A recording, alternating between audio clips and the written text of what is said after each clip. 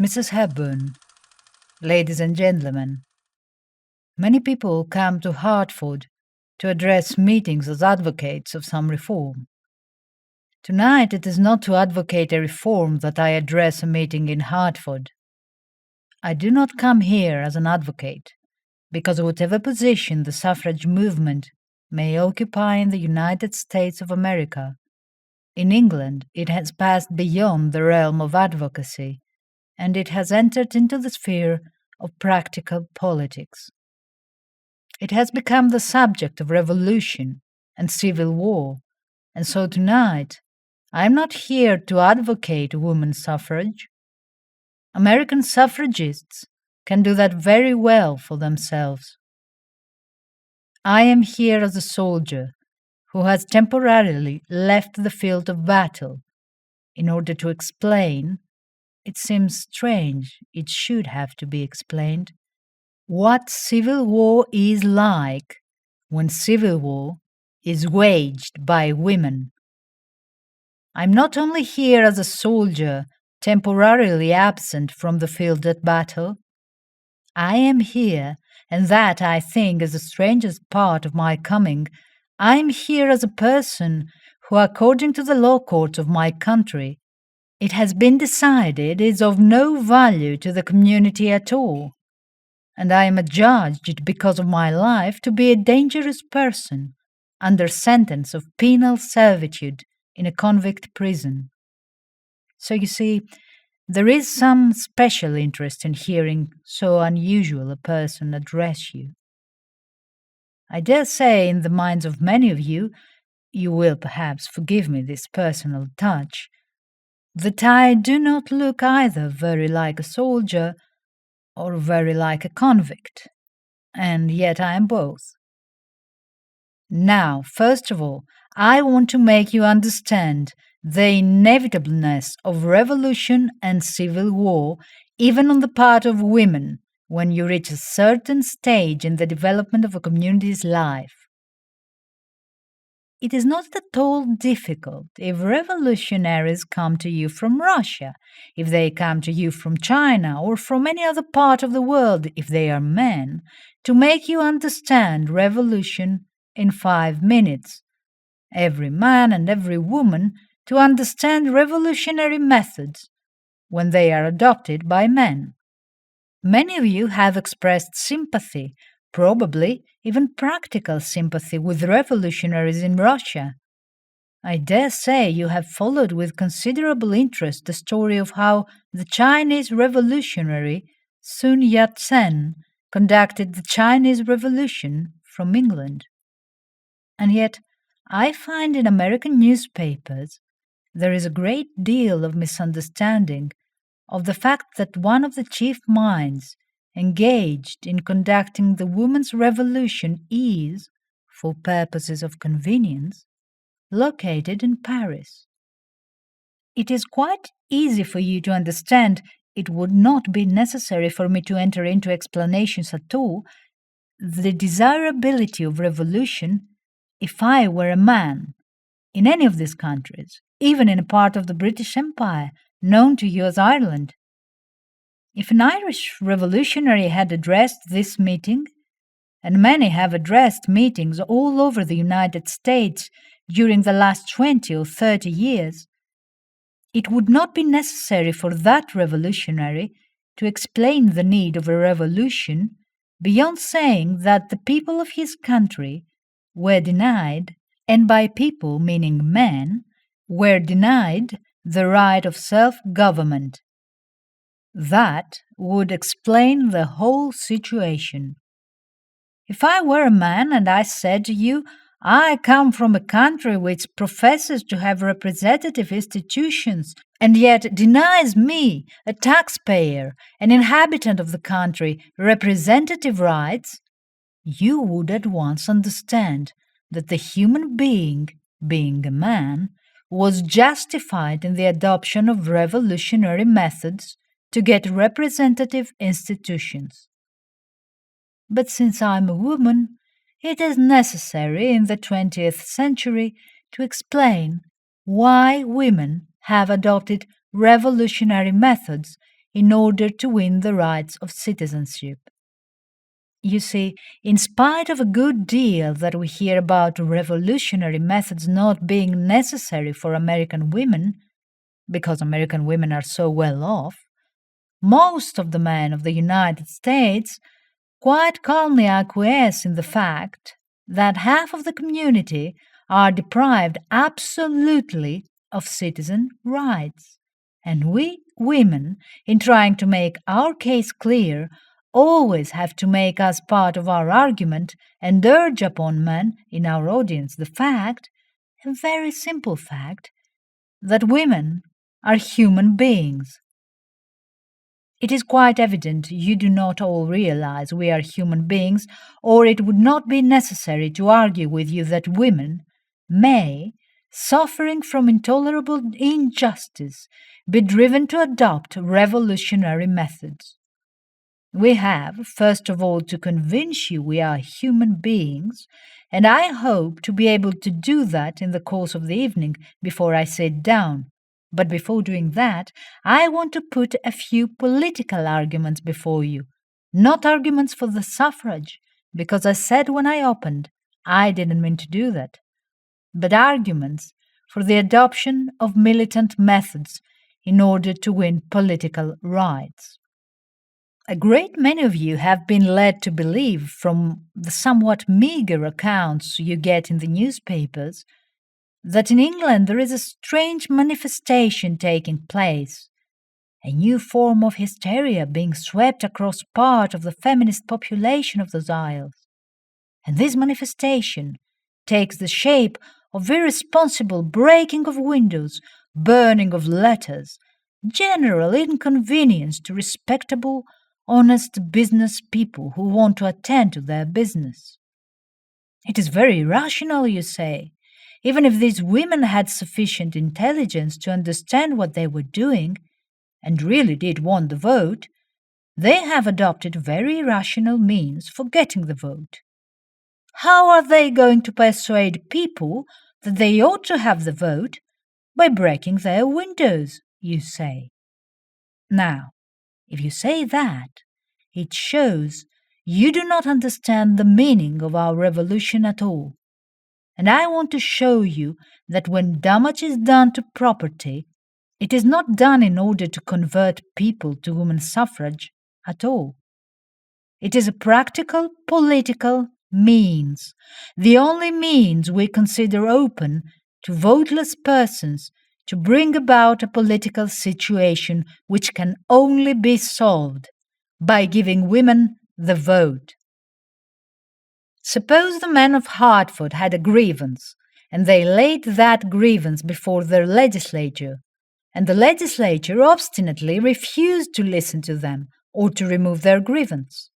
What would be proper and constitutional and the practical way of getting their grievance removed? Well, it is perfectly obvious at the next general election, when the legislature is elected, the men of Hartford, in sufficient numbers, would turn out that legislature and elect a new one, entirely change the personnel of an obstinate legislature, which would not remove their grievance. It is perfectly simple and perfectly easy for voting communities to get their grievances removed if they act in combination and make an example of the legislature by changing the composition of the legislature and sending better people to take the place of those who have failed to do justice. But let the men of Hartford imagine that they were not in the position of being voters at all, that they were governed without their consent being obtained, that the legislature turned an absolutely deaf ear to their demands. What would the men of Hartford do then? They couldn't vote the legislature out. They would have to choose. They would have to make a choice of two evils. They would either have to submit indefinitely to an unjust state of affairs, or they would have to rise up and adopt some of the antiquated means by which men in the past got their grievances remedied. We know what happened when your forefathers decided they must have representation for taxation many, many years ago. When they felt they couldn't wait any longer, when they laid all the arguments before an obstinate British government that they could think of, and when their arguments were absolutely disregarded, when every other means had failed, they began by the Tea Party at Boston, and they went on until they had won the independence of the United States of America. That is what happened in the old days. It is perfectly evident to any logical mind that when you have got the vote, by the proper use of the vote in sufficient numbers, by combination, you can get out of any legislature whatever you want. Or, if you cannot get it, you can send them about their business and choose other people who will be more attentive to your demands. But it is clear to the meanest intelligence that if you have not got the vote, you must either submit to laws just or unjust, administration just or unjust, or the time inevitably comes when you will revolt against that injustice and use violent means to put an end to it. That is so logically correct that we hear politicians today talk about the inherent right of revolution and rebellion on the part of human beings suffering from an intolerable injustice. And in England today, we are having a situation brought about by men which exactly illustrates the case. We have got in Ireland today a very serious situation. I refer to the fact that for generations, Irish agitators, Irish lawbreakers, Irish criminals who have been sentenced to long terms of imprisonment in English convict prisons have come over to America and have asked the people of the United States to give them money to send them help in various forms to fight the Irish Rebellion. The Irish Rebellion has at last, during the past few years, come into practical politics, and it has found shape in a measure which has now passed through the House of Commons and through the House of Lords, giving what the Irishmen so long wanted: Home Rule to Ireland. That is to say, next June, a parliament is going to be set up in Dublin, an Irish parliament, for the management of Irish affairs, quite distinct from the government in London. The majority of men in Ireland decided. Presumably, the majority of women acquiesced in their desire, but they were not asked whether they wished it or not.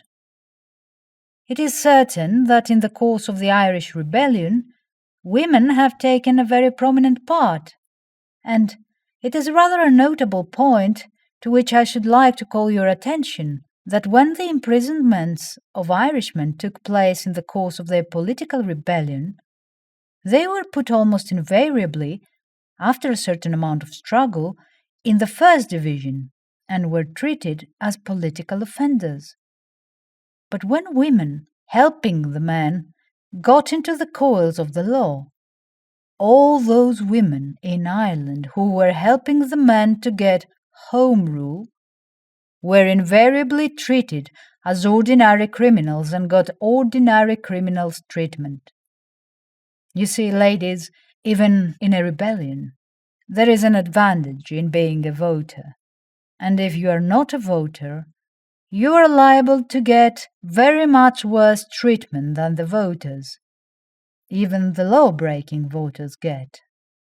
Now, the situation today then is this: that Home Rule for Ireland is to take effect early next year or in the course of next year. But there is a part of Ireland which does not want Home Rule.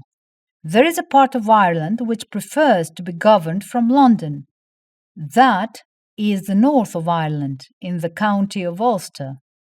For racial reasons, for religious reasons, for economic reasons, the majority of the people there do not want Home Rule at all. They call themselves loyalists, unionists, and they want to maintain the union with Great Britain in its present form.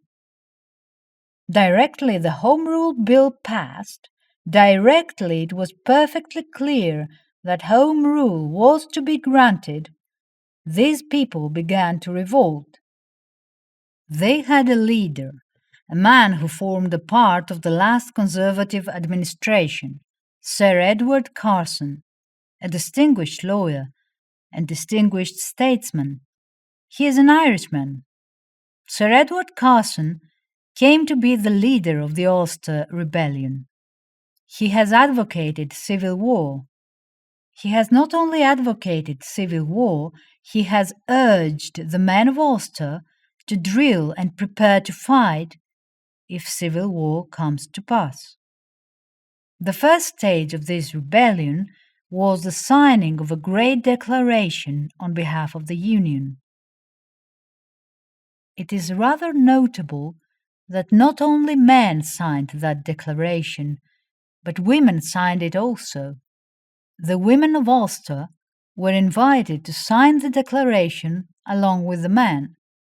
And to those who say that the province of woman is quite apart from politics and that women by nature take no interest in politics, I would like to say that more women signed that declaration than did men, considerably more.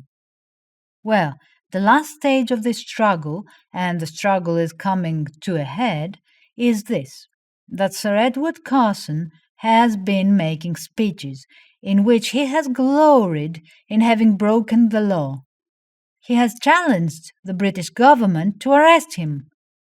Arms have been shipped to Ireland, and there is not a club, a young man's club, a working man's club, or the middle class or upper class men's club, where they are not drilling and preparing for civil war. The law has already been broken because there has been considerable riot in the streets of Belfast, and lives even have been lost. And I want to say to you in this meeting, how much have you heard of all this in the American newspapers? Have you heard loud condemnation from English newspapers echoed in your own papers? No. The newspapers and you have accepted quite calmly the fact that revolution is preparing in Ireland. And not one of you, whether you are a newspaper editor writing leading articles in your sanctum, or whether you are a businessman or a professional man, not one of you has questioned the right of those men in Ulster, although they are voters and have a constitutional means for getting redress for their grievances, the right of those men to resort to revolution if everything else fails. Well, there is another picture, another contrast I want to draw. We have Sir Edward Carson preaching revolution and justifying bloodshed in defense of what he calls the rights of the manhood of Ulster, the right of having themselves governed in the way they prefer. He has not hesitated to advocate the shedding of blood, because he says it's quite worthwhile to shed blood of your own and other people's in defense of your citizen rights, in the defense of your having the right to choose the form of government you wish. Sir Edward Carson has not been arrested. Sir Edward Carson has not been charged with conspiracy. Sir Edward Carson has not been sent to jail. He has been making precisely the same kind of speeches that I made up to the month of March last, with this difference, that while he has justified the shedding of human blood in a revolution, I have always said that nothing would bring me to the point of claiming that we should destroy human life in the course of our women's agitation. That is the only distinction between his speeches and mine, that he has advocated and justified the taking of life, where I have always stopped short in my justification at property, at inanimate objects. I have always said, human life is sacred, and in a woman's revolution, we respect human life, and we stop short of injury to human life. Now, to those people who say that women are better treated than men when they break the laws, to those people who say that there is no need for women to take to methods of revolution, I want to draw this contrast. Here is Sir Edward Carson, a man who presumably by his education and training ought to be more respectful of the law than persons who are not either fit to understand the laws or to vote for those who make them. You have Sir Edward Carson, a chartered libertine, going to and fro in England and in Ireland, making these speeches, whereas you have me, a woman arrested and charged and sentenced to a long term of penal servitude for doing precisely what he has done, although he has not had the justification that I have, because again, I want to call your attention to the point that Sir Edward Carson and his friends have the vote, and therefore have the legitimate and proper way of getting redress for their grievances, whereas neither I nor any of the women have any constitutional means whatever and no legitimate recognized methods of getting redress of our grievances, except the methods of revolution and violence. Well now, I want to argue with you as to whether our way is the right one. I want to explain all these things that you have not understood. I want to make you understand exactly what our plan of campaign has been, because I have always felt that if you could only make people understand, most people's hearts are in the right place, and most people's understandings are sound, and most people are more or less logical if you could only make them understand. Now, I want to come back to the point where I said if the men of Hertford had a grievance and had no vote to get their redress, if they felt that grievance sufficiently, they would be forced to adopt other methods. That brings me to an explanation of these methods that you have not been able to understand. I am going to talk later on about the grievances, but I want to first of all make you understand that this civil war carried on by women is not the hysterical manifestation which you have thought it was, but was carefully and logically thought out. And I think, when I have finished, you will say, admitted the grievance, admitted the strength of the cause, that we could do nothing else, that there was no other way, that we had either to submit to intolerable injustice and let the women's movement go back and remain in a worse position than it was before we began, or we had to go on with these methods until victory was secured. And I want also to convince you that these methods are going to win, because when you adopt the methods of revolution, there are two justifications which I feel are necessary or to be desired.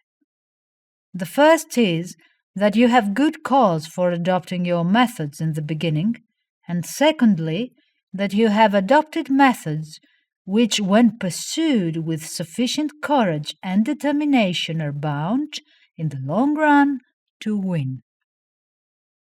Now, it would take too long to trace the course of militant methods as adopted by women, because it is about 80 years since the word militant was first used to describe what we were doing. It is about 80 years since the first militant action was taken by women. It was not militant at all. except that it provoked militancy on the part of those who were opposed to it. When women asked questions in political meetings and failed to get answers, they were not doing anything militant. To ask questions at political meetings is an acknowledged right of all people who attend public meetings. Certainly in my country, men have always done it, and I hope they do it in America because it seems to me that if you allow people to enter your legislatures without asking them any questions as to what they are going to do when they get there, you are not exercising your citizen rights and your citizen duties as you ought. At any rate, in Great Britain it is a custom, a time-honoured one, to ask questions of candidates for Parliament and ask questions of members of the government. No man was ever put out of a public meeting for asking a question until votes for women came onto the political horizon. The first people who were put out of a political meeting for asking questions were women. They were brutally ill-used. They found themselves in jail before 24 hours had expired. But instead of the newspapers, which are largely inspired by the politicians, putting militancy and the reproach of militancy, if reproach there is, on the people who had assaulted the women, they actually said it was the women who were militant and very much to blame. How different the reasoning is that men adopt when they are discussing the cases of men and those of women. Had they been men who asked the questions, and had those men been brutally ill-used, you would have heard a chorus of reprobation on the part of the people toward those who refused to answer those questions. But as they were women who asked the question, it was not the speakers on the platform who would not answer them, who were to blame, or the ushers at the meeting. It was the poor women who had had their bruises and their knocks and scratches, and who were put into prison for doing precisely nothing but holding a protest meeting in the street after it was all over. However, we were called militant for doing that, and we were quite willing to accept the name because militancy for us is time-honored. You have the church militant, and in the sense of spiritual militancy, we are very militant indeed. We were determined to press this question of the enfranchisement of women to the point where we no longer to be ignored by the politicians, as had been the case for about 50 years, during which time women had patiently used every means open to them to win their political enfranchisement.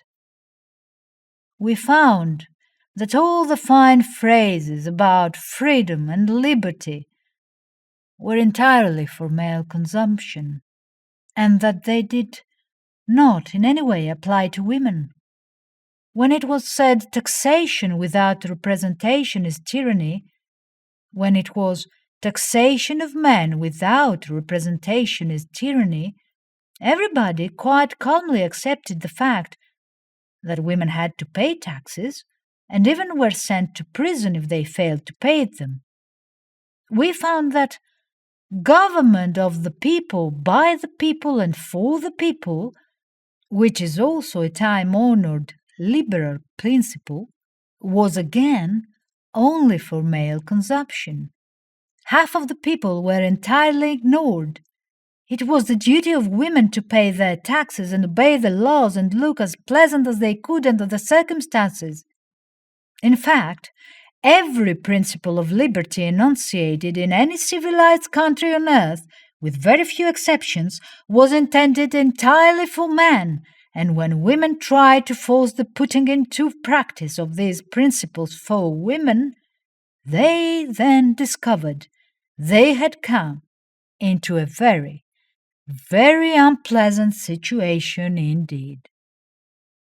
Now, I'm going to pass rapidly over all the incidents that happened after the two first women went to prison for asking questions of cabinet ministers, and come right up to the time when our militancy became real militancy, when we organized ourselves on an army basis, when we determined, if necessary, to fight for our rights just as our forefathers had fought for their rights. Then people began to say that while they believed they had no criticism of militancy as militancy, while they thought it was quite justifiable for people to revolt against intolerable injustice, it was absurd and ridiculous for women to attempt it, because women could not succeed. After all, the most practical criticism of our militancy, coming from men, has been the argument that it could not succeed.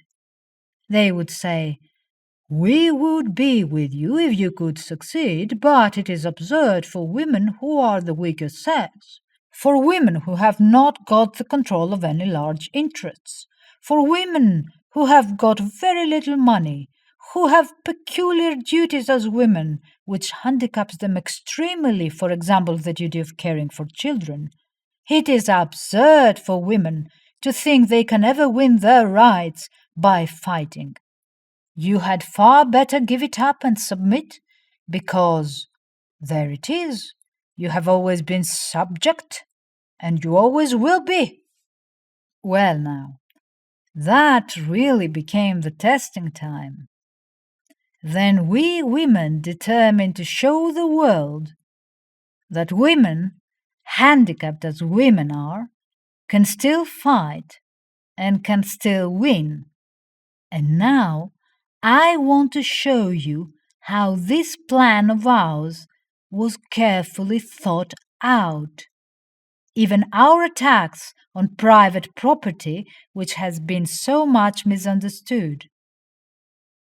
I have managed in London to make audiences of businessmen who came into the meetings very, very angry with us indeed, some of whom had their telephonic communication cut off for several hours and had not even been able to get telegrams from their stockbrokers in cities far distant, who naturally came to our meetings in a very angry frame of mind, understand the situation.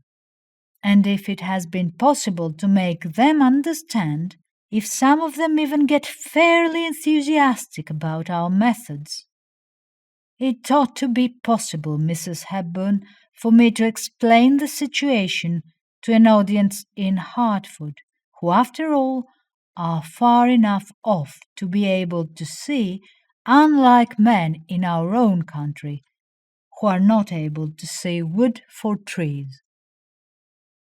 I would like to suggest that if later on, while I'm explaining these matters to you, there comes into the mind of any man or woman in the audience some better plan for getting what we want out of an obstinate government, I would be thankful and grateful if that person, man or woman, would tell me of some better plan than ours for dealing with the situation.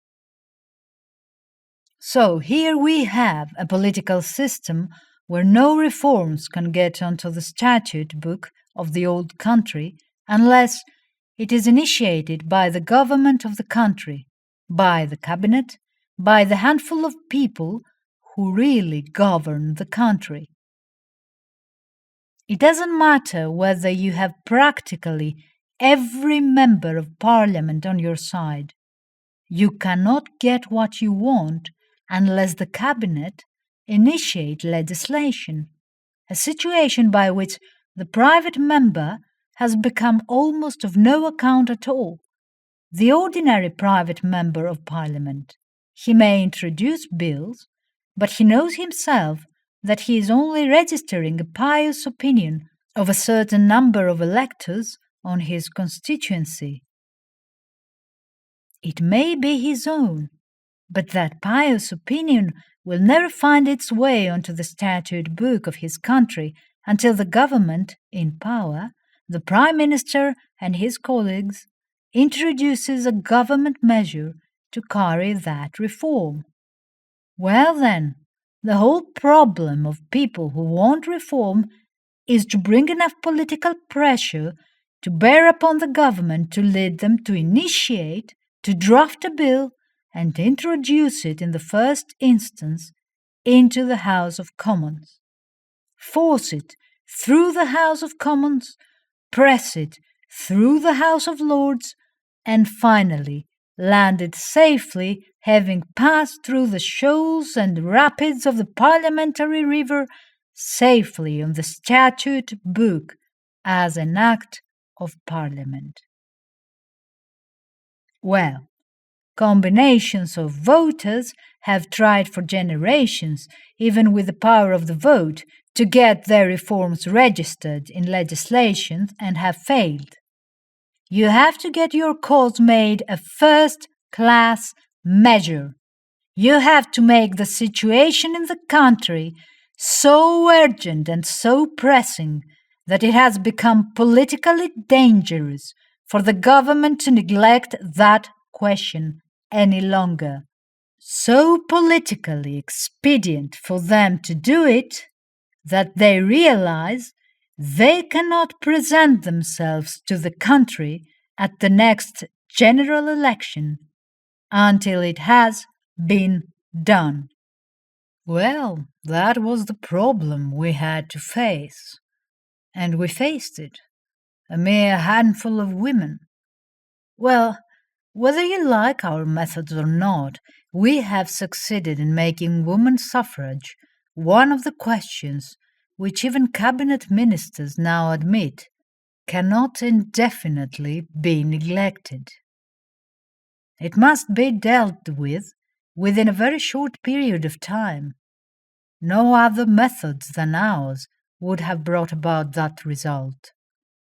You may have sentimental articles in magazines by the Chancellor of the Exchequer, who seems to be able to spare time from his ordinary avocations to write magazine articles telling you that militancy is a drag on the movement for women's suffrage. But our answer to that is, methinks our gentleman doth protest too much, because until militancy became to be known, neither Mr. Lloyd George, nor any statesman, no, nor any member of Parliament, ever thought it was necessary to mention the subject of women's suffrage at all. Now they mention it constantly to tell us what damage we have done to our cause. They are all urging us to consider the serious position into which we have brought the cause of women's suffrage. Well, now let me come to the situation as we find it. We felt we had to rouse the public to such point that they would say to the government, "You must give women the vote." We had to get the electors, we had to get the business interests, we had to get the professional interests, we had to get the men of leisure all unitedly saying to the government, "Relieve the strain of this situation and give women the vote."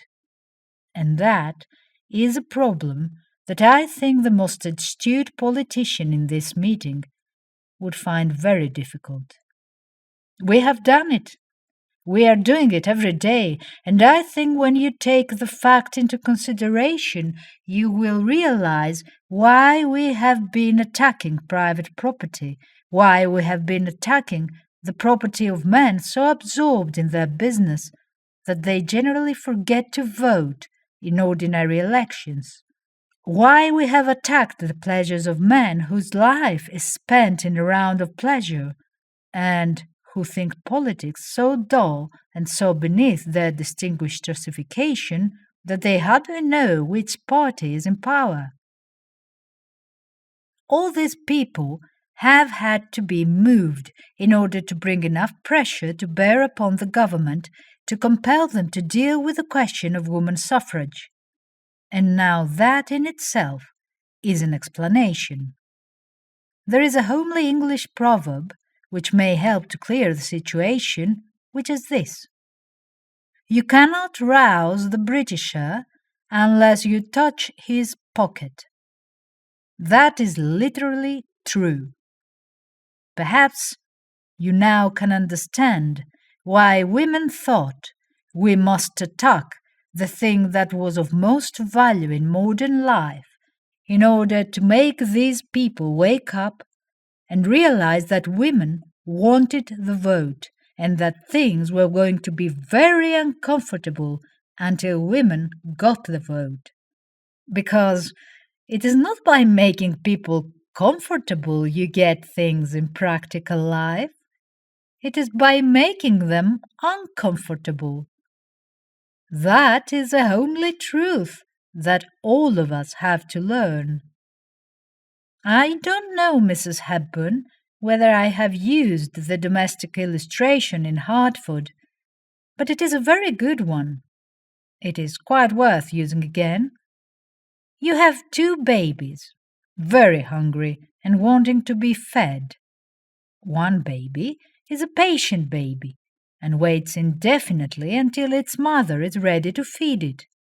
The other baby is an impatient baby and cries lustily, screams and kicks, and makes everybody unpleasant until it is fed. Well, we know perfectly well which baby is attended first.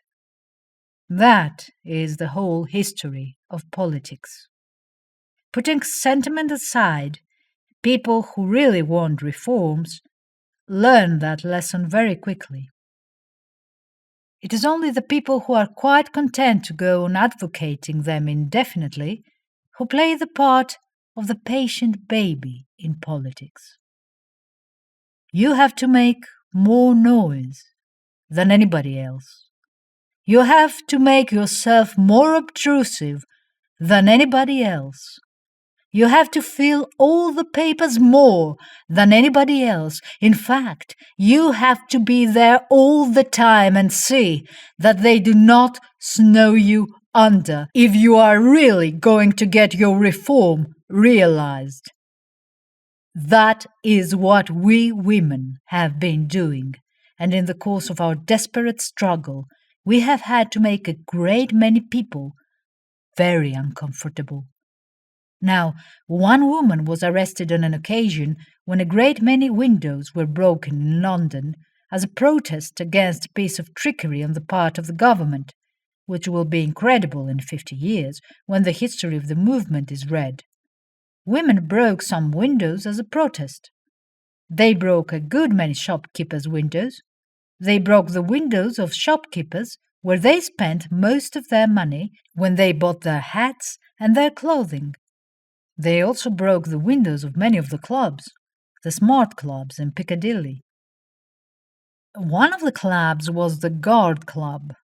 Well, the ordinary army man is not much in politics, but he very often, because of his aristocratic and social connections, has considerable influence if he would use it. One woman broke the windows of the Guard Club, and when she broke those windows, she stood there quietly until the guard hall porter came out and seized her and held her until the policeman came to take her to prison. A number of the guards came out to see the kind of woman it was who had broken their windows, and they saw there a quiet little woman. She happened to be an actress, a woman who had come into our militant movement because she knew of the difficulties and dangers and temptations of the actress's life, of how badly paid she is, what her private sorrows are, and her difficulties, and so she had come into the militant movement to get votes for actresses as quickly as possible, so that through the vote they could secure better conditions.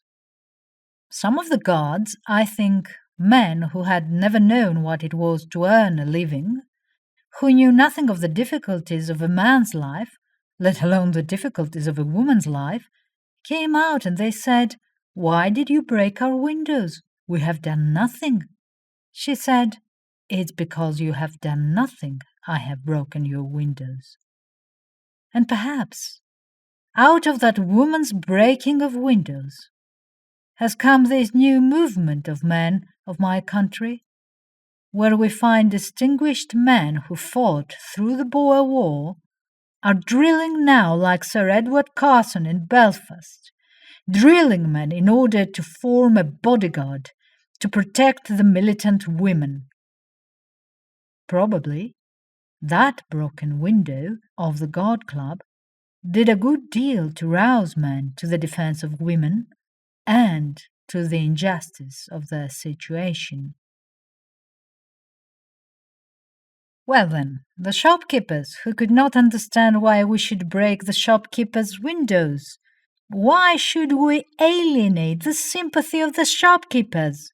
Well, there is the other side of the question, gentlemen.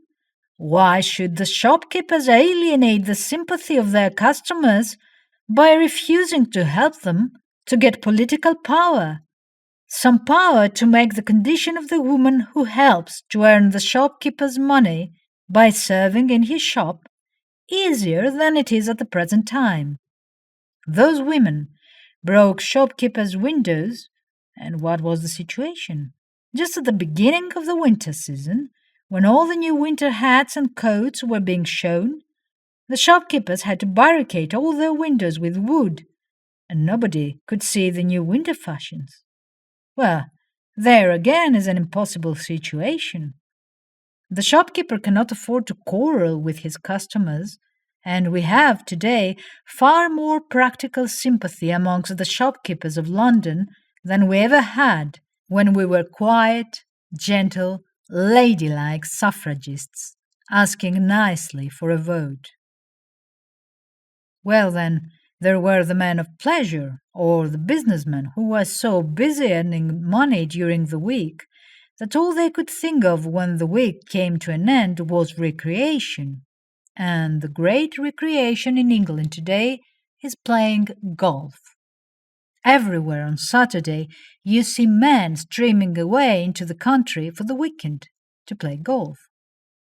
They so monopolize the golf links that they have made a rule that although the ladies may play golf all the week, the golf links are entirely reserved for men on Saturday and Sunday. And you have this spectacle of the exodus of men from London into the country to fill up the weekend with playing golf. They are not putting their heads together thinking how best they can govern the country for you, what good laws they can make for you and for the world. They are there, all of them, getting their health, and I do not blame them for it, at the weekend. Well, we attacked the golf links. We wanted to make them think, and if you had been in London and taken a Sunday paper, you would have read, especially if you played golf, with consternation that all the beautiful greens that had taken years to make had been cut up or destroyed with an acid or made almost impossible to play upon on the Friday night. And in many cases, there were going to be important matches on the Saturday afternoon and Sunday. Just to give you an illustration of the effectiveness of these methods in waking the Britisher up, in conveying to him that women want the vote and are going to get it, even if we do not adopt quite the man's methods in order to do so. I was staying at a little house in the country on a golf links, a house that had been loaned to me to use whenever I could get away from my work. And several times in the course of that Sunday morning I got telephone calls from gentlemen who were prominent members of golf clubs in that vicinity. It so happened that the golf links where I was spending the weekend had not been touched. Those links had been respected because some of the prominent women suffragettes happened to be members of the club. And those women who destroyed the greens, I don't know who they were, but it was no doubt done by women, spared the links where these women whom they admired and respected played. Well then, that morning I was rung up over and over again by excited gentlemen who begged that those golf links should be spared, saying, "I don't know whether your followers know that we are all suffragists on our committee. We are entirely in favor of women's suffrage." And I said, "Well, don't you think you had better tell Mr. Asquith so? Because if you are suffragists and do nothing, naturally, you will only add to the indignation of the women. If you really want your golf links spared, you had better intimate to Mr. Asquith that you think it is high time he put his principles into practice and gave the women the vote." There was another gentleman who rang up and said, "The members of our committee, who are all suffragists, are seriously considering turning all the women members out of the club if this sort of thing goes on." "Well," I said, "don't you think your greater safety is to keep the women in the club as a sort of insurance policy against anything happening to your links? But this experience will show you that if you really want to get anything done, it is not so much a matter of whether you alienate sympathy. Sympathy is a very unsatisfactory thing if it is not practical sympathy. It does not matter to the practical suffragist whether she alienates sympathy that was never of any use to her. What she wants is to get something practical done, and whether it is done out of sympathy, or whether it is done out of fear, or whether it is done because you want to be comfortable again and not be worried in this way, doesn't particularly matter so long as you get it. We had enough of sympathy for 50 years. It never brought us anything, and we would rather have an angry man going to the government and saying, "My business is interfered with, and I won't submit to its being interfered with any longer because you won't give women the vote," than to have a gentleman come onto our platforms year in and year out and talk about his ardent sympathy with women's suffrage. Now, let me come to the more serious matters and to some of the more recent happenings. You know, when you have war, many things happen that all of us deplore. We fought a great war not very long ago in South Africa. Women were expected to face with equanimity the loss of those dearest to them in warfare. They were expected to submit to being impoverished. They were expected to pay the war tax exactly like the men, for a war about which the women were never consulted at all. When you think of the object of that war, it really makes some of us feel very indignant at the hypocrisy of some of our critics. That war was fought ostensibly to get equal rights for all whites in South Africa. The whole country went wild. We had a disease which was called Mafeking, because when the victory of Mafeking was declared, everybody in the country, except a few people who tried to keep their heads steady, went absolutely mad with gratification at the sacrifice of thousands of human beings in the carrying on of that war. That war was fought to get votes for white men in South Africa, a few years sooner than they would have had them under existing conditions, and it was justified on those grounds. To get a voice in the government of South Africa for men who would have had that voice in 5 or 6 years if they had waited. That was considered ample justification for one of the most costly and bloody wars of modern times. Very well then. Then when you have warfare things happen, people suffer. The non-combatants suffer as well as the combatants. And so it happens in civil war. When your forefathers threw the tea into Boston Harbor, a good many women had to go without their tea. It has always seemed to me an extraordinary thing that you did not follow it up by throwing the whiskey overboard. You sacrificed the women, and there is a good deal of warfare for which men take a great deal of glorification, which has involved more practical sacrifice on women than it has on any man. It always has been so. The grievances of those who have got power, the influence of those who have got power, commands a great deal of attention.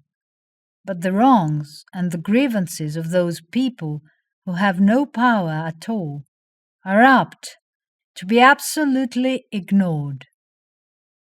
This is the history of humanity, right from the beginning. Well, in our civil war, people have suffered. But you cannot make omelettes without breaking eggs. You cannot have civil war without damage to something.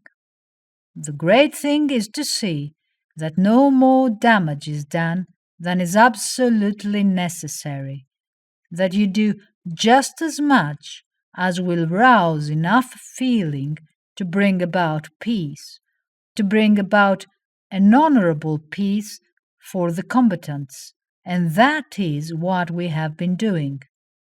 Within the last few days, you have read, I don't know how accurate the news cables are to America, I always take them with a grain of salt, but you have read within the last few days that some more empty houses have been burned, that a cactus house has been destroyed, and some valuable plants have suffered in that house, that some pavilion at a pleasure ground has also been burned. Well, it is quite possible that it has happened. I knew before I came here that for one whole day telegraphic and telephonic communication between Glasgow and London was entirely suspended. We do more in England in our civil war without the sacrifice of a single life than they did in the war of the Balkan states when they had the siege of Adrianople, because during the whole of that siege, in the course of which thousands of people were killed and houses were shelled and destroyed, telegraphic communication was continuous the whole time. If there had been a stockbroker in Adrianople who wanted to communicate with a customer in London, he could have done it. There might have been a little delay, but he was able to do it. But we, without the loss of a single life in our war, in this effort to rouse businessmen to compel the government to give us the vote, because they are the people who can do it in the last resort, we entirely prevented stockbrokers in London from telegraphing to stockbrokers in Glasgow and vice versa. For one whole day, telegraphic and telephonic communication was entirely stopped. I'm not going to tell you how it was done. I'm not going to tell you how the women got to the mains and cut the wires. But it was done. It was done, and it was proved to the authorities that weak women, suffrage women, as we are supposed to be, had enough ingenuity to create a situation of that kind. Now I ask you, if women can do that, is there a limit to what we can do except the limit we put upon ourselves? If you're dealing with an industrial revolution, if you get the men and women of one class to rising up against the men and women of another class, you can locate the difficulty. If there is a great industrial strike, you know exactly where the violence is, and every man knows exactly how the warfare is going to be waged. But in our war against the government, you can't locate it. You can take Mrs. Hepburn and myself on this platform, and now, without being told, How could you tell that Mrs. Hepburn is a non-militant and that I am a militant? Absolutely impossible. If any gentleman who is a father of daughters in this meeting went to his home and looked around at his wife and daughters, if he lived in England and was an Englishman, he couldn't tell whether some of his daughters were militants or non-militants. When his daughters went out to post a letter, he couldn't tell if they were harmlessly out to make a tennis engagement at that pillar box by posting a letter, or whether they went to put some corrosive matter in that would burn all the letters up inside that box. We were no mark. We belonged to every class. We permeate every class of the community, from the highest to the lowest. And so you see, in the women's civil war, the dear men of my country are discovering it is absolutely impossible to deal with it. You cannot locate it, and you cannot stop it. Put them in prison, they said. That will stop it. But it didn't stop it. They put women in prison for long terms of imprisonment, for making a nuisance of themselves.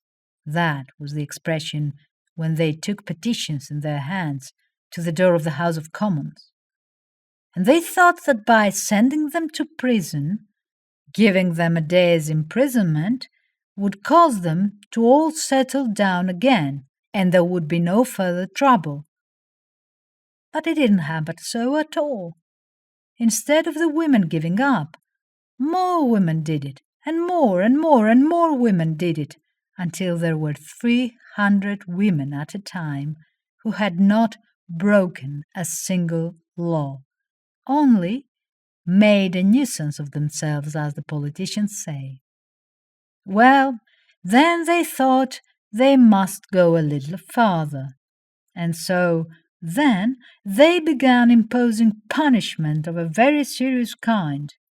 The judge who sentenced me last May to 3 years penal servitude for certain speeches in which I had accepted responsibility for acts of violence done by other women, said that if I could say I was sorry, if I could promise not to do it again, that he would revise the sentence and shorten it, because he admitted that it was a very heavy sentence, especially as the jury recommended me to mercy because of the purity of my motives. And he said he was giving me a determinate sentence, a sentence that would convince me that I would give up my evil ways and would also deter other women from imitating me. But it hadn't that effect at all. So, far from it having that effect, more and more women have been doing these things, and I had incited them to do, and were more determined in doing them, so that the long, determinate sentence had no effect in crushing my agitation. Well then, they felt they must do something else, and they began to legislate. I want to tell men in this meeting that the British government, which is not remarkable for having very mild laws to administer, has passed more stringent laws to deal with this agitation than it ever found it necessary during all the history of political agitation in my country. They were able to deal with the revolutionaries of the Chartist time. They were able to deal with the trades union agitation. They were able to deal with the revolutionaries later on when the Reform Acts of 1867 and 1884 were passed. But the ordinary law has not sufficed to curb insurgent women. They have had to pass special legislation, and now they are on the point of admitting that that special legislation has absolutely failed. They had to dip back into the Middle Ages to find a means of repressing the women in revolt. And the whole history shows how futile it is for men who have been considered able statesmen to deal with dissatisfied women who are determined to win their citizenship, and who will not submit to government until their consent is obtained. That is the whole point of our agitation, the whole argument with the anti-suffragists, or even the critical suffragist man, is this: that you can't govern human beings without their consent. They have said to us, government rests upon force. The women haven't force, so they must submit. Well, we are showing them that government does not rest upon force at all. It rests upon consent. As long as women consent to be unjustly governed, they can be. But directly women say, we withhold our consent. We will not be governed any longer so long as that government is unjust. Not by the forces of civil war can you govern the very weakest woman. You can kill that woman, but she escapes you then. You cannot govern her. And that is, I think, a most valuable demonstration we have been making to the world. We have been proving in our own person that government does not rest upon force. It rests upon consent. As long as people consent to government, it is perfectly easy to govern. But directly they refuse, then no power on earth can govern a human being, however feeble, who withhold his or her consent. And all of the strange happenings that you have read about over here have been manifestations of a refusal to consent on the part of the women. When they put us in prison at first, simply for taking petitions, we submitted. We allowed them to dress us in prison clothes. We allowed them to put us in solitary confinement. We allowed them to treat us as ordinary criminals and put us amongst the most degraded of those criminals. And we were glad of the experience, because out of that experience we learned of the need for prison reform. We learned of the fearful mistakes that men of all nations have made when it is a question of dealing with human beings. We learned of some of the appalling evils of our so-called civilization that we could not have learned in any other way except by going through the police courts of our country. In the prison vans that take you up to prison and right through that prison experience. It was valuable experience, and we were glad to get it.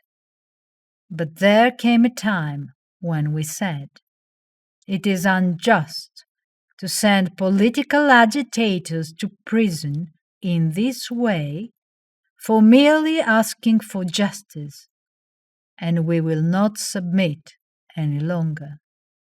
And I'm always glad to remind American audiences that two of the first women that came to the conclusion that they would not submit to unjust imprisonment any longer were two American girls who are doing some of the most splendid suffrage work in America today up in Washington.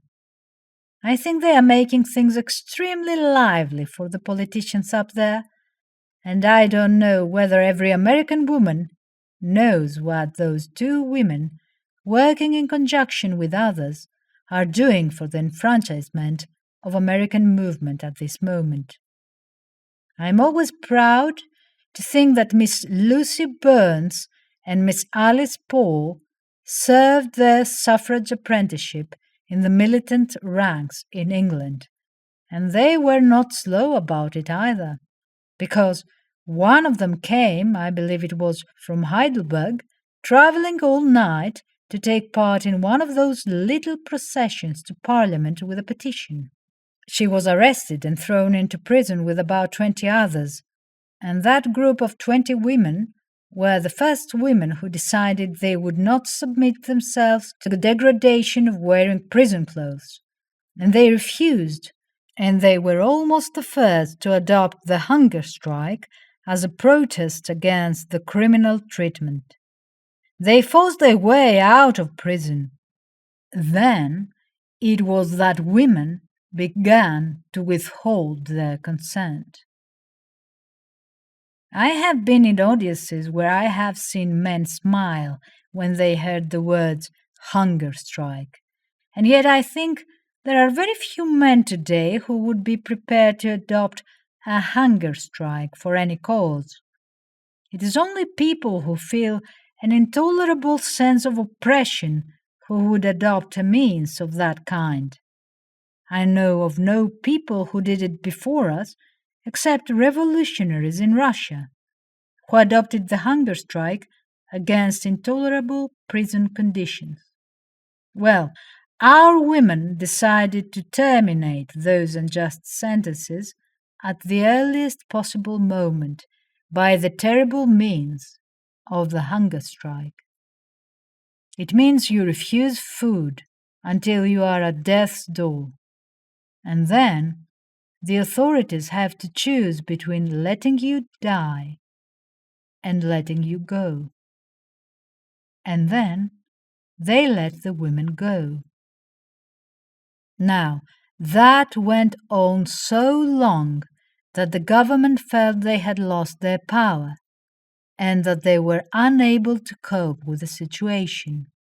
Then it was that, to the shame of the British government, they set the example to authorities all over the world of feeding sane, resisting human beings by force. There may be doctors in this meeting. If so, they know it is one thing to treat an insane person, to feed by force an insane person or a patient who has some form of illness which makes it necessary, but it is quite another thing to feed a sane, resisting human being who resists with every nerve and with every fibre of her body the indignity and the outrage of forcible feeding. Now that was done in England, and the government thought they had crushed us. But they found that it did not quell the agitation, that more and more women came in and even passed that terrible ordeal, and that they were not able, with all their forcible feeding, to make women serve out their unjust sentences. They were obliged to let them go. Then came the legislation to which I have referred, the legislation which is known in England as the Cat and Mouse Act. It got through the British House of Commons because the Home Secretary assured the House of Commons that he wanted the bill passed in the interests of humanity. He said he was a humane man and did not like having to resort to forcible feeding. He wanted the House of Commons to give him some way of disposing of them, and this was his way.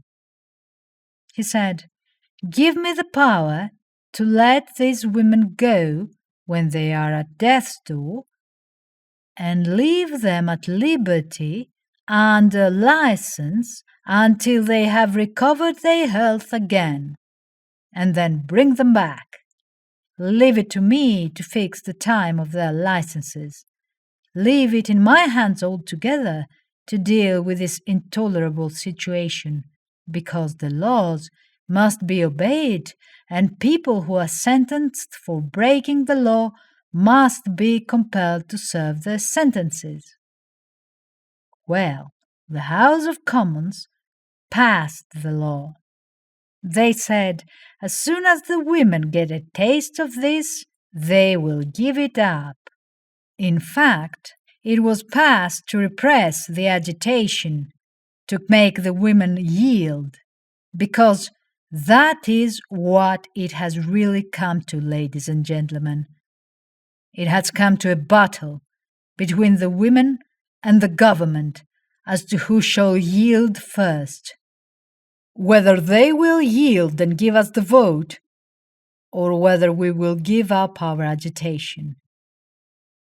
Well, they little know what women are. Women are very slow to rouse, but once they are roused, once they are determined, nothing on earth and nothing in heaven will make women give way. It is impossible. And so this cat and mouse act, which is being used against women today, has failed. And the Home Secretary has taken advantage of the fact that Parliament is not sitting to revive and use alongside of it the forcible feeding. At the present time, there are women lying at death's door, recovering enough strength to undergo operations, who have had both systems applied to them and have not given in and won't give in, and who will be prepared as soon as they get up from their sick beds to go on as before. There are women who are being carried from their sick beds on stretchers into meetings. They are too weak to speak, but they go amongst their fellow workers, just to show that their spirits are unquenched, and that their spirit is alive, and they mean to go on as long as life lasts. Now, I want to say to you who think women cannot succeed, we have brought the government of England to this position that it has to face this alternative. Either women are to be killed, or women are to have the vote. I ask American men in this meeting, what would you say if in your state you were faced with that alternative, that you must either kill them or give them their citizenship? Women, many of whom you respect, women who you know have lived useful lives, women whom you know, even if you do not know them personally, are animated with the highest motives, women who are in pursuit of liberty and the power to do useful public service. Well, there is only one answer to that alternative. There is only one way out of it. Unless you are prepared to put back civilization 2 or 3 generations, you must give those women the vote. Now that is the outcome of our civil war. You won your freedom in America when you had the revolution by bloodshed. By sacrificing human life, you won the Civil War by the sacrifice of human life. When you decided to emancipate the Negro, you have left it to women in your land. The men of all civilized countries have left it to women to work out their own salvation. That is the way in which we women of England are doing. Human life for us is sacred. But we say if any life is to be sacrificed, it shall be ours. We won't do it ourselves, but we will put the enemy in the position where they will have to choose between giving us freedom or giving us death. Now, whether you approve of us or whether you do not, you must see that we have brought the question of women's suffrage into a position where it is of first-rate importance, where it can be ignored no longer. Even the most hardened politician will hesitate to take upon himself directly the responsibility of sacrificing the lives of women, of undoubted honor, of undoubted earnestness of purpose. That is the political situation as I laid before you today. Now then, let me say something about what has brought it about, because you must realize that only the very strongest of motives would lead women to do what we have done. Life is sweet to all of us. Every human being loves life and loves to enjoy the good things and the happiness that life gives. And yet, We have a state of things in England that has made not 2 or 3 women, but thousands of women quite prepared to face these terrible situations that I have been trying, without any kind of passion or exaggeration, to lay before you. Well, I might spend 2 or 3 nights dealing with the industrial situation as it affects women, with the legal position of women, with the social position of women. I want very briefly to say a few words about all. First of all, there is the condition of the working woman. One of the things which gives strength to our agitation is that the women who are taking an active part are not the poorest women, are not the overworked women. They are the women who are held to be fortunate, the women who have no special personal grievance of their own. Those women have taken up this fight for their own sake, it is true, because they wish to be free, but chiefly for the sake of the women less fortunate than themselves.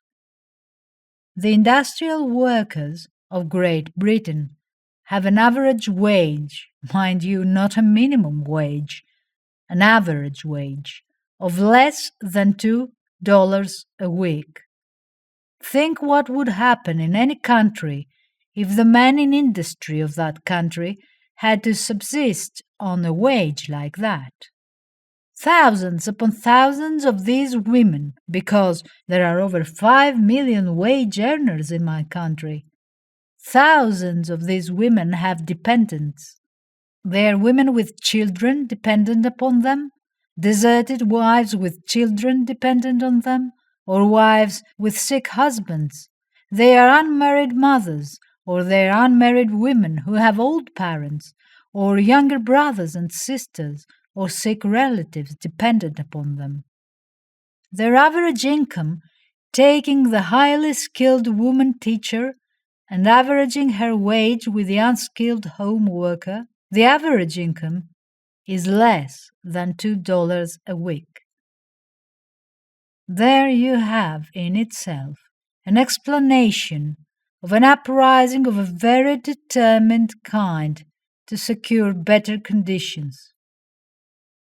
And when you know that the government is the largest employer of all the employers and sets a horribly bad example to the private employer in the wages that it pays to women, there you have another explanation. Constant economies are being effected in government departments by the substitution of women's labor for men's, and there is always a reduction in wages whenever women are employed. That is the industrial situation. To speak of the sweated home worker would take too long, but there are women even with dependents, only able to earn 3 or 4 shillings a week. Thousands of them, and having to pay with the increased cost of living exorbitant rents in our great cities for single rooms, so that you get several families in one room. They cannot afford even to have a room for themselves. So much for the industrial situation. Then there is the legal situation. The marriage laws of our country are bringing hundreds and hundreds of women into the militant ranks because we cannot get reform, the kind of reform that women want, of our marriage laws. First of all, a girl is held marriageable by English law at the age of 12 years. When I was on trial, they produced a little girl as a witness, who had found something in the neighborhood of the house of the Chancellor of the Exchequer, which was destroyed by some women, and this little girl was produced as a witness. It was said that it was a terrible thing to bring a little girl of 12 years of age and put her in the witness box in a court of law. I agreed, but I pointed out to the judge and the jury that one of the reasons why women were in revolt was because that little girl, whose head just appeared over the top of the witness box, was considered old enough by the laws of her country to take upon herself the terrible responsibilities of wifehood and motherhood, and women could not get it altered. No politicians would listen to us when we asked to have the marriage law altered in that particular. Then, the position of the wife. It is very frequently said that every woman who wants a vote because she has been disappointed, because she has not been chosen to be a wife. Well, I assure you that if most women made a study of the laws before they decided to get married, a great many women would seriously consider whether it was worthwhile, whether the price was not too heavy, because according to English law, a woman may toil all her life for her husband and her family. She may work in her husband's business. She may help him build up the family income. And if he chooses at the end of a long life to take every penny of the money that woman has helped to earn away from her and her children, he can do it, and she has no redress. She may, at the end of a long, hard life, find herself and her children absolutely penniless because her husband has chosen to will the money away from her. So that you see, when you look at it from the legal point of view, it is not such a very, very great gain to become a wife in my country. There are a great many risks that go along with it. Then, take her as a mother.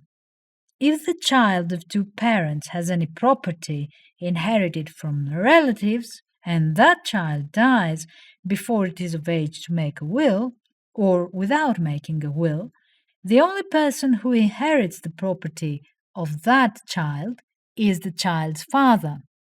The mother does not exist as her child's heir at all, and during the father's lifetime she not only cannot inherit from her child, but she has no voice whatever in deciding the life of her child.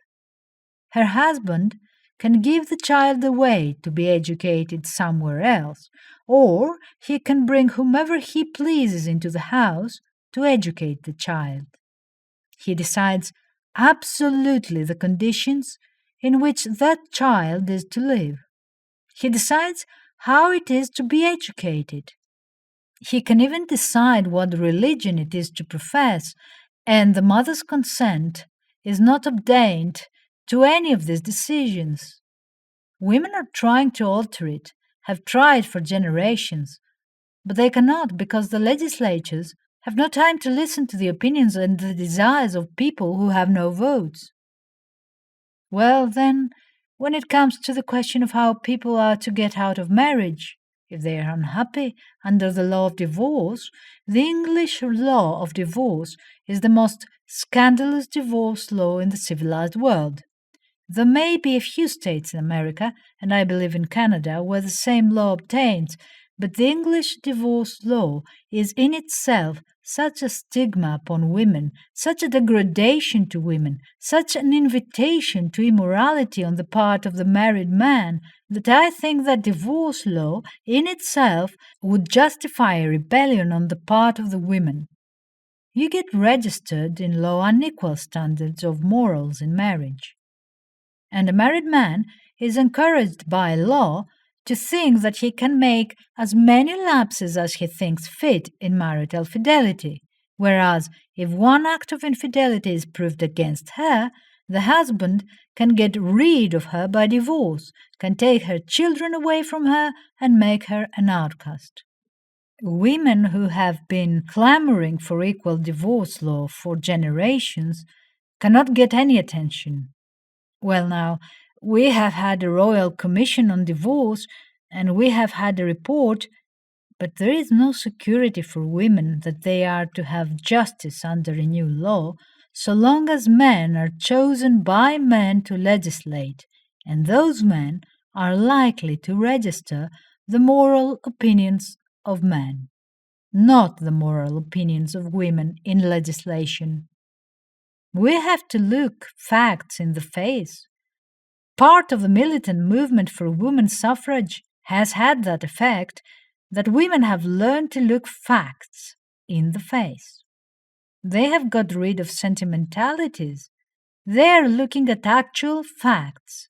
And when anti-suffragists talk about chivalry, and when they talk about putting women on pedestals and guarding them from all the difficulties and dangers of life, we look to the facts in life as we see them and we say, women have every reason to distrust that kind of thing, every reason to be dissatisfied. We want to know the truth, however bad it is, and we face that truth because it is only through knowing the truth that you will ever get to anything better.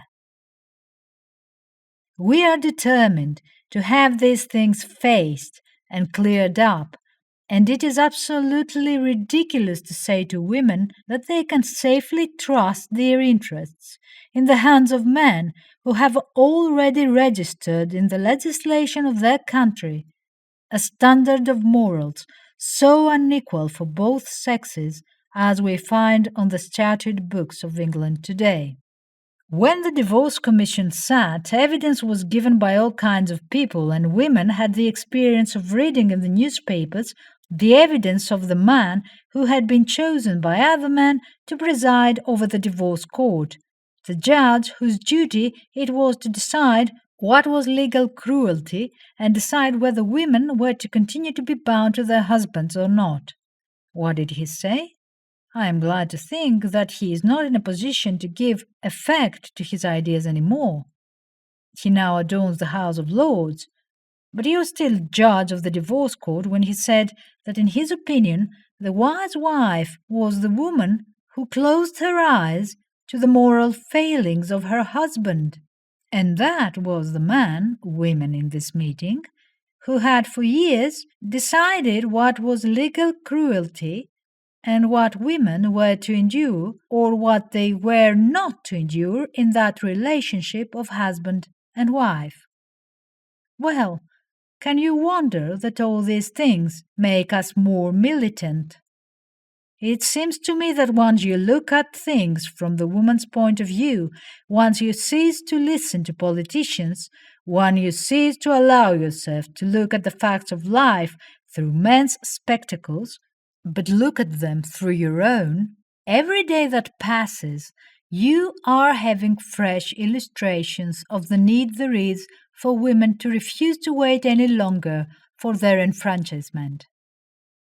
Then the latest manifestation, the latest cause of militancy, has been the breaking of the greatest conspiracy of silence with regard to moral questions and the question of social disease that we have had during the last few years. I want to offer my testimony of gratitude to women like the lady who presides over us today and to the many of the medical men of the United States in making a lead in that direction. Before some of the suffragists had the courage even to study the question, these people spoke out. The medical profession in America has led the way, and through Dr. Prince Moreau and other men whose names we honor, we are at last beginning to know the real facts of the situation. We know this, that whatever women's wishes might be, it is their duty for the sake of the race itself, to save the race, to insist upon having these questions of the moral health of the nation approached from the woman's point of view and settled by women in cooperation with men. It is our business to show the close relationship there is between the appalling state of social health and the political degradation of women. The two things go hand in hand. I have been reading a great many articles by very profound thinkers lately, and I see that somehow or other, when you get men writing about them, even the best of men, they do evade the real issue, and that is the status of women. We women see so clearly the fact that the only way to deal with this thing is to raise the status of women. First, the political status, then the industrial and the social status of women. You must make women count as much as men. You must have equal standard of morals. And the only way to enforce that is through giving women political power so that you can get the equal moral standard registered in the laws of the country. It's the only way. I don't know whether men sufficiently realize it, but we women do realize it.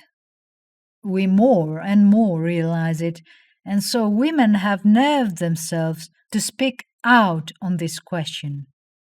First of all, we feel what is most important is that women should know it. 10 years ago, it would have been impossible for any woman or any man to speak openly upon that question on any platform because women had been taught that they must keep their eyes closed to all these things. Women had been taught that they must ignore the fact even that a large section of their sex were living lives of degradation and outlawry. If they knew of it at all, they were told in vague terms that it was in order to make the lives of the rest of the women safe. They were told it was a necessary evil.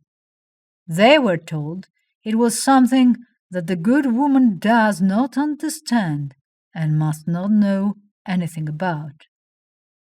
All that is now at an end. Women are refusing to have their lives made safe at the expense of their sisters.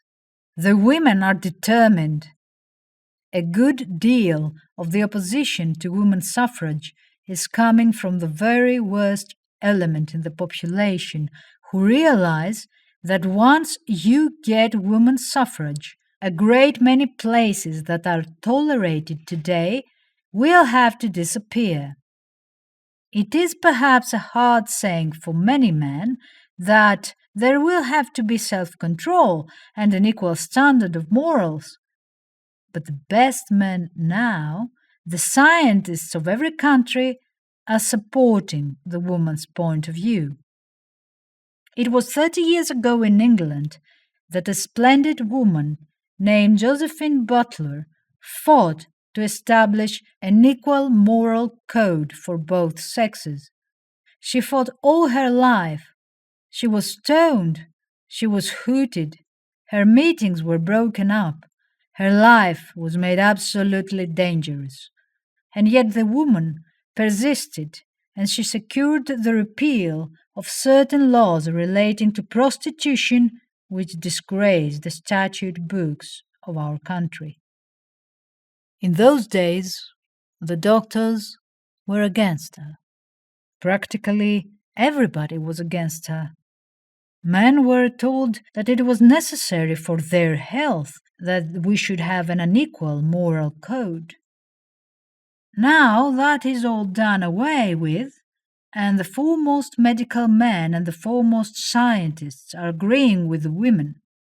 They are agreeing with the women that it is quite possible and it is necessary for the sake of the race itself that this equal moral code shall be established. Well, it is probably difficult. It is perhaps going to be difficult for generations, but it has to come, and it is out of the women's movement that it is coming. Because women today, who have had the benefits of education, who have had the benefit of medical training, and who have had the benefit of legal training, are informing their sex upon this question, and there is a good deal of opposition coming to it from strange directions. Even people who have self-appointed themselves as the custodians of public morals are opposing the facts being told. One of the strangest things that I have experienced for years is the fact that in New York, quite recently, copies of our paper, The Suffragette, in which were articles written by my daughter, quoting the opinions of medical men all over the world on this question and relying on those quotations as a statement of fact, were offered for sale, and an attempt, a successful attempt temporarily, was made to prevent that paper being sold because it contained these articles telling the truth, and a book containing the articles in collected form, prefaced with an article telling why this book was written, has also had an attack made upon it by that self-constituted guardian of public morals, Mr. Comstock, supported by certain sections of the American press. Well, that book is here tonight. That book is here on sale.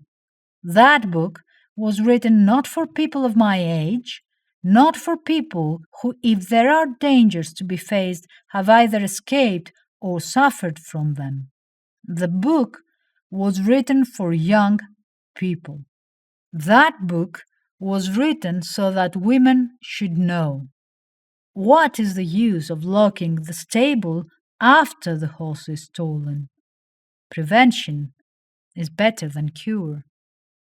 This book was written to convince everybody of the danger, to point out the plain facts of the situation, and to convince thoughtful people that only through the emancipation of women, only through the uplifting of women, can you ever effectively deal with the situation.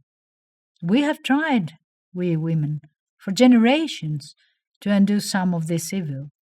We have had our rescue societies. We have made all kinds of efforts. We have taken the poor, unfortunate children who have been the outcome of this unequal code of morals between men and women. And what has happened? Matters have become sadly worse. We have scratched on the surface instead of cutting out the root of the evil.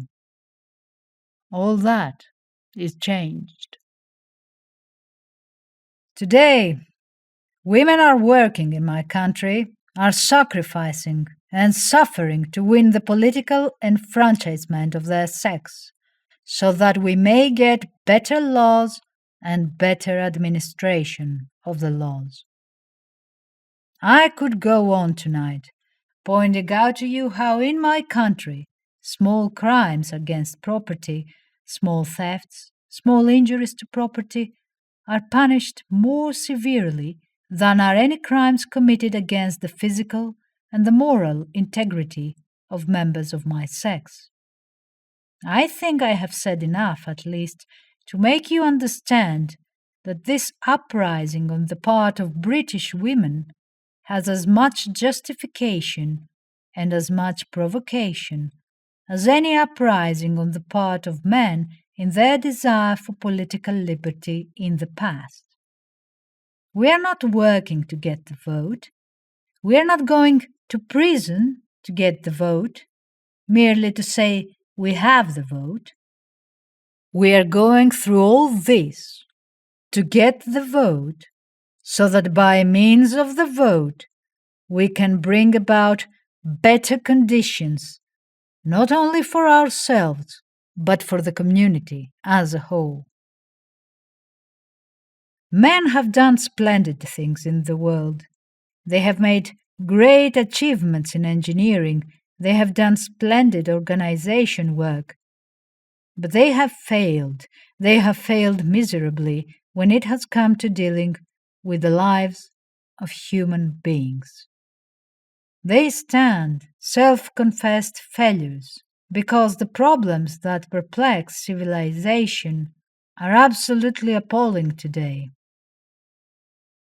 Well, that is the function of women in life. It is our business to care for human beings, and we are determined that we must come without delay to the saving of the race. The race must be saved, and it can only be saved through the emancipation of women. Well, ladies and gentlemen, I want to say that I am very thankful to you for listening to me here tonight. I am glad if I have been able, even to a small extent, to explain to you something of the English situation. I want to say that I am not here to apologize. I do not care very much even whether you really understand, because when you are in a fighting movement, a movement which every fiber of your being has forced you to enter, it is not the approval of other human beings that you want. You are so concentrated on your object that you mean to achieve that object even if the whole world was up in arms against you. So, I am not here tonight to apologize or to win very much your approbation. People have said, why does Mrs. Punkhurst come to America? Has she come to America to rouse American women to be militant? No, I have not come to America to arouse American women to be militant. I believe that American women, as their earnestness increases, as they realize the need for enfranchisement of their sex, will find out for themselves the best way to secure that object. Each nation must work out its own salvation, and so the American women will find their own way and use their own methods capably. Other people have said, what right has Mrs. Punkhurst to come to America and ask for American dollars? Well, I think I have the right that all oppressed people have to ask for practical sympathy of others freer than themselves. Your right to send to France and ask for help was never questioned. You did it and you got help. Men of all nationalities have come to America, and they have not gone away empty-handed, because American sympathy has been extended to struggling peoples all over the world. In England, if you could understand it, there is the most pathetic and the most courageous fight going on, because you find the people whom you have been accustomed to look upon as weak and reliant, the people you have always thought leaned upon other people for protection, have stood up and are fighting for themselves. Women have found a new kind of self-respect, a new kind of energy, a new kind of strength. And I think that of all oppressed peoples who might claim your sympathy and support, women who are fighting this fight unknown in the history of humanity before, fighting this fight in the 20th century for greater powers of self-development, self-expression, and self-government, might very well attract the sympathy and the practical help of American people. There hasn't been a victory the women of America have won that we have not rejoiced in.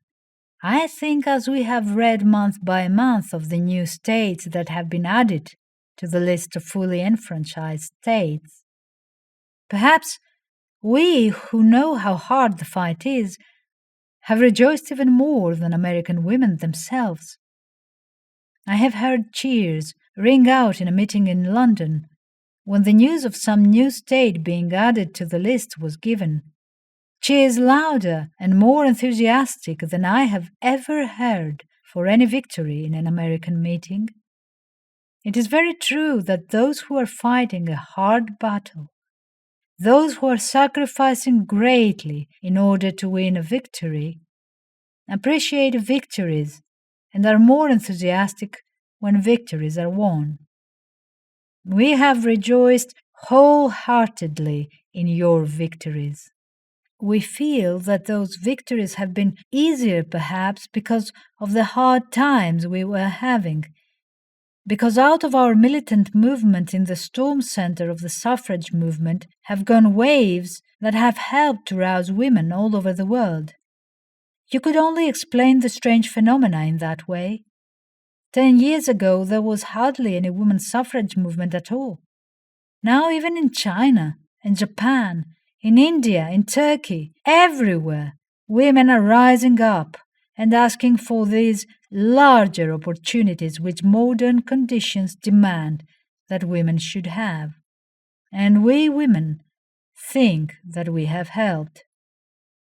Well, if we have helped at all, if, as has been said from the chair tonight, we have even helped to rouse suffrage enthusiasm in Connecticut, can you blame me very much if I come and tell you of the desperate struggle we are having, of how the government is trying to break us down in every possible way, even by involving us in lawsuits and trying to frighten our subscribers by threatening to prosecute even people who help us by subscribing money.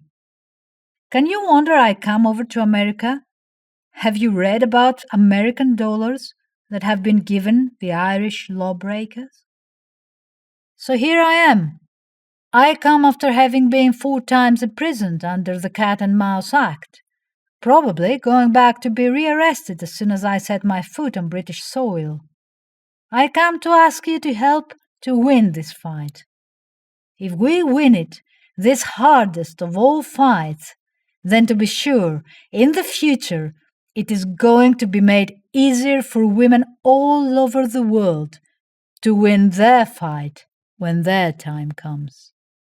So, I make no apologies for coming, and I make no apologies, Mrs. Hepburn, for asking this audience, if any of them feel inclined to help me, to take back some money from America and put it with the money that I know our women are raising by desperate personal sacrifice at home, so that when we begin our next year's campaign, facing a general election, as probably we shall face next year, our anxieties on the money side will not be so heavy as they would have been if I had not found strength and health enough to come and carry out this somewhat arduous tour in the United States of America.